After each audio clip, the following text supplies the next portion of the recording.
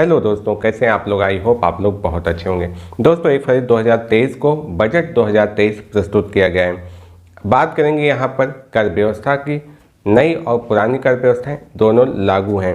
पुरानी कर व्यवस्था में कोई परिवर्तन नहीं किया गया, नई कर व्यवस्था में काफ़ी परिवर्तन किए गए। क्या परिवर्तन किए गए इस वीडियो में हम उसे समझने वाले हैं। तो चलिए शुरू करते हैं। नमस्कार दोस्तों, मैं कुलचैन सिंह आपके अपने चैनल फाइनेंस की पाठशाला में आप सभी का स्वागत करता हूँ। दोस्तों इस चैनल पर हम लोग फाइनेंस से संबंधित डिफरेंट टॉपिक्स पे बात करते हैं, खासकर एनपीएस ओपीएस पे, और उन सारी चीज़ों को जो गवर्नमेंट एम्प्लॉय से डायरेक्टली कनेक्ट हैं, जो आपको लाभ पहुंचा सकते हैं। चैनल पे नए हैं, पहली बार आए या अभी तक आपने चैनल को सब्सक्राइब नहीं किया, चैनल को सब्सक्राइब करके बेल आइकन बटन को प्रेस जरूर कर दीजिएगा। साथ में मेरे मोटिवेशन के लिए इस वीडियो को लाइक भी जरूर कर दीजिएगा। तो चलिए शुरू करते हैं आज की पाठशाला।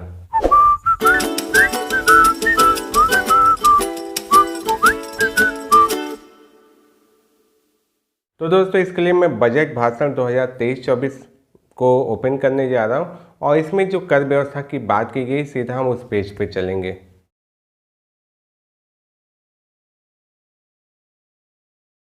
तो दोस्तों मैंने ये बजट 2023-24 भारत सरकार ओपन कर लिया है। निर्मला सीतारमण वित्त मंत्री हैं, श्रीमती निर्मला सीतारमण, और इनका भाषण है 1 फरवरी 2023 का।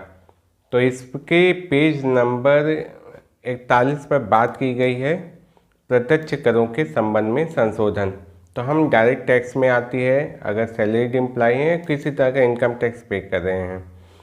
तो आयकर पे हम सीधा चलते हैं पेज नंबर 41 पर। दोस्तों मैं पेज नंबर 41 पे आ चुका हूँ। बजट भाषण 2023-24 के भाग 2 का अनुबंध प्रत्यक्ष करों के संबंध में संशोधन।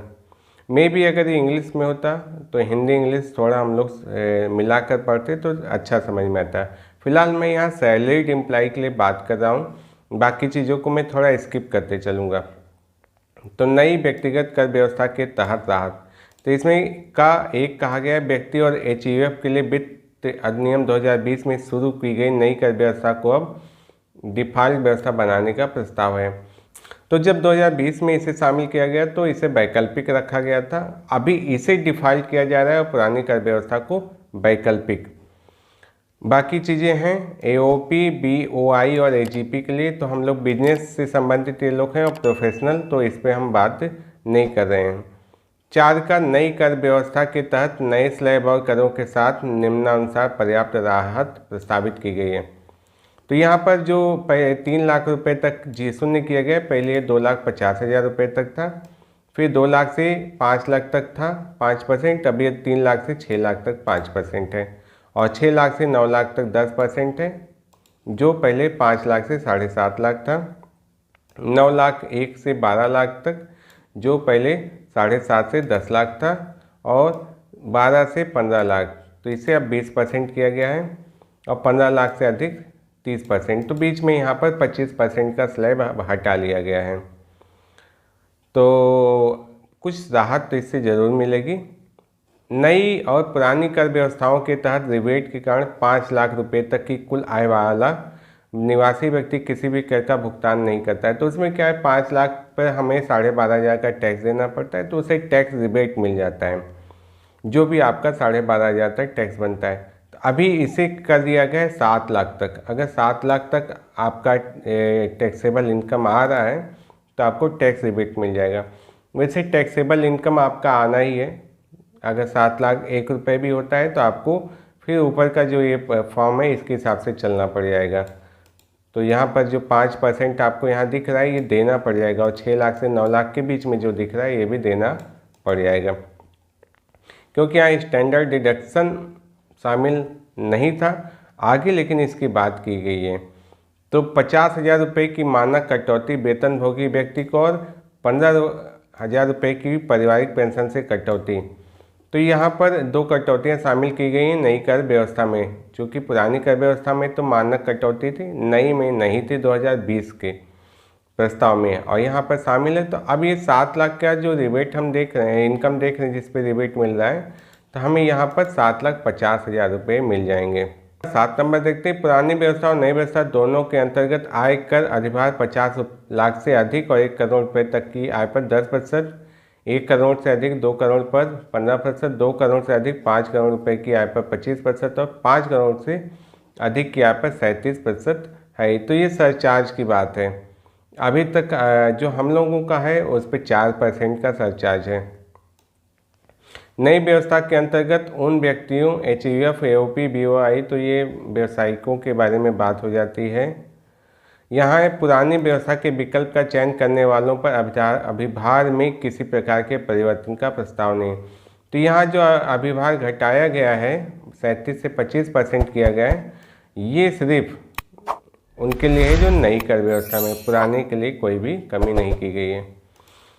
किसी कर्मचारी केंद्र सरकार अथवा राज्य सरकार के कर्मचारी के अलावा मामले में सेवानिवृत्ति के समय 10 महीने के औसत वेतन तक अर्जित अवकाश के नकदीकरण को वर्तमान अधिसूचना के अनुसार आयकर अधिनियम धारा के 10 के खंड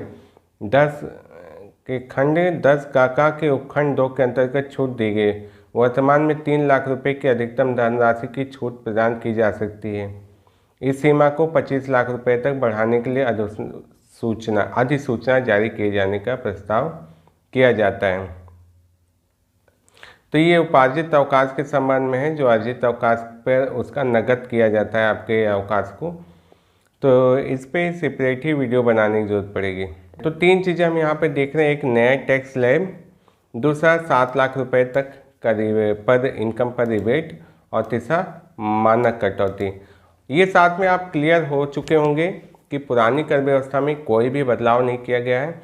जब ये न्यूज आई थी तो उस समय कन्फ्यूजन था कि जो न्यू टैक्स रिजाइम है उस पर तो 7 लाख मिल रहा है रिबेट, पुरानी कर व्यवस्था में भी मिल रहा है। तो ये जो टैक्स स्लैब है ये पुरानी कर व्यवस्था में बिल्कुल लागू नहीं है, सिर्फ नई कर व्यवस्था के लिए। और मुझे ऐसा लगता भी कि सरकार नई कर व्यवस्था को ही ज़्यादा प्रोत्साहित करेगी, पुरानी कर व्यवस्था को नहीं करना चाहती। रीज़न चाहे जो हो, कभी कमेंट कीजिएगा तो हम उस रीजन पर भी बात कर सकते हैं।